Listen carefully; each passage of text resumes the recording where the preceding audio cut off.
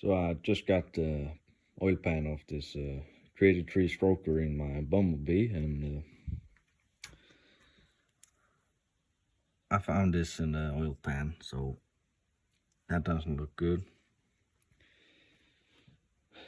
But this part seems like it's been hitting the crank.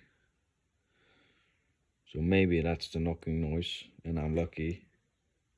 But yeah, this looks really, really bad. So yeah.